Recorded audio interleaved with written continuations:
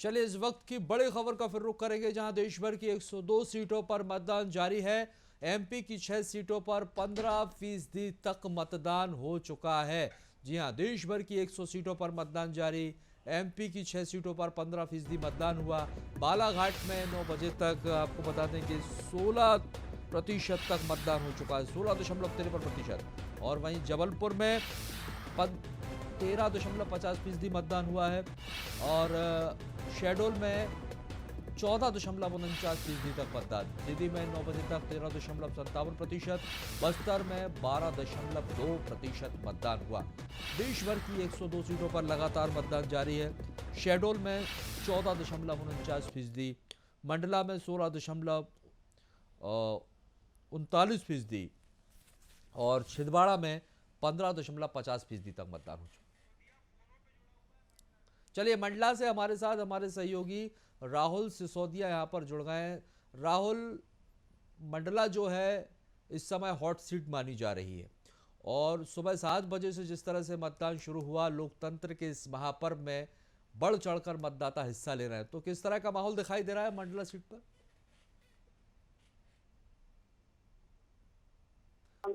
जारी है और मतदाताओं का काफी उत्साह देखा जा रहा है। और अभी जो बड़ी बड़ी खबर आ रही है कि अभी केंद्रीय अध्यक्ष से कुलस्ते भाजपा प्रत्याशी मंडला से मतदान अपनी पत्नी के साथ मतदान कर चुके हैं। और अभी हम उन्हीं के आवास के हिसाब से मौजूद हैं, जहाँ उन्हें मतदान किया है। मतदान क्रमांक 131, जहाँ पर बड़े बड़े वोटरों की लंबी कतार लगी हुई है और वोटरों में काफी उत्साह देखा जा रहा है कि पहले वोट करें, उसके बाद में बाकी काम करें।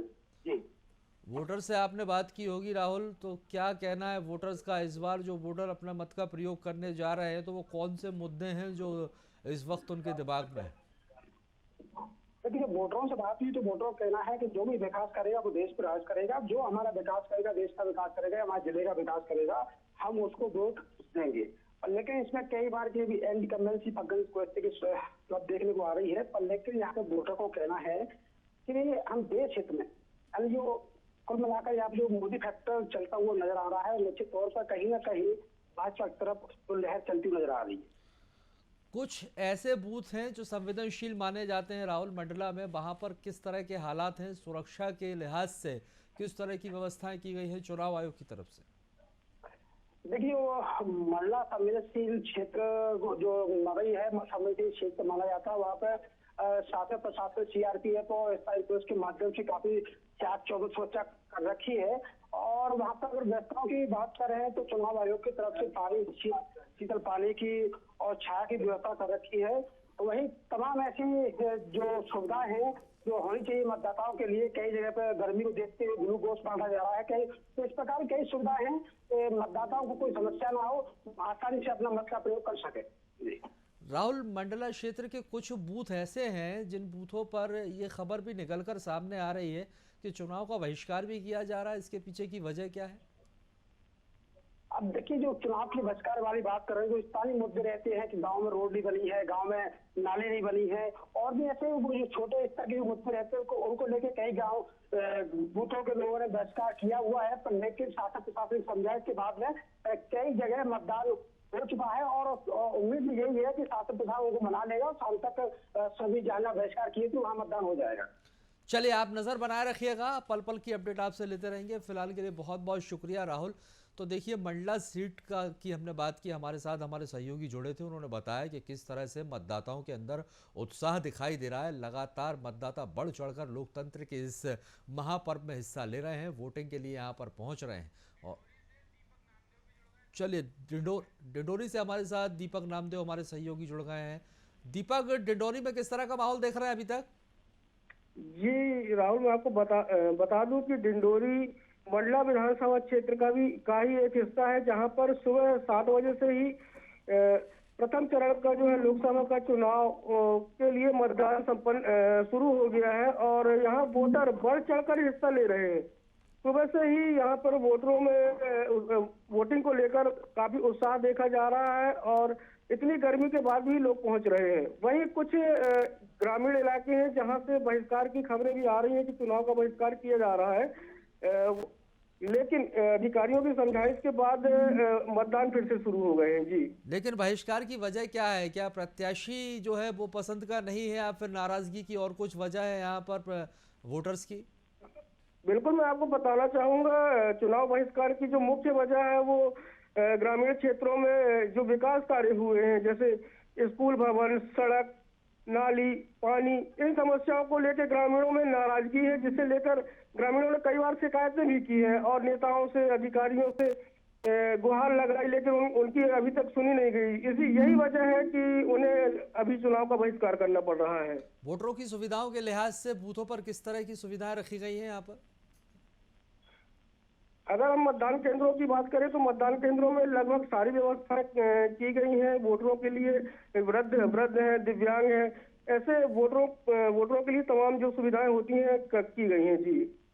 चलिए, आप नज़र बनाए रखिएगा, आगे फिर आपसे अपडेट लेंगे। फिलहाल के लिए शुक्रिया। हमारे साथ डिंडोरी संवाददाता हमारे साथ जुड़े हुए थे, जिन्होंने ये जानकारी दी, और पल पल की अपडेट जो है वो हमारे सहयोगी हम तक पहुंचा रहे हैं। और आपको बता दें कि बढ़ चढ़कर लोग जो हैं लोकतंत्र के इस महापर्व में हिस्सा ले रहे हैं। लोग सुबह 7 बजे से ही घरों से बाहर निकल रहे हैं, वोटिंग के लिए पहुंच रहे हैं। लंबी लंबी कतारें जो हैं वो आपको देखने को मिल रही हैं, तस्वीरों में आप देख लीजिए। तो ये बतलाता है कि किस तरह से मतदाता अपने मत का प्रयोग करने के लिए उत्साहित है।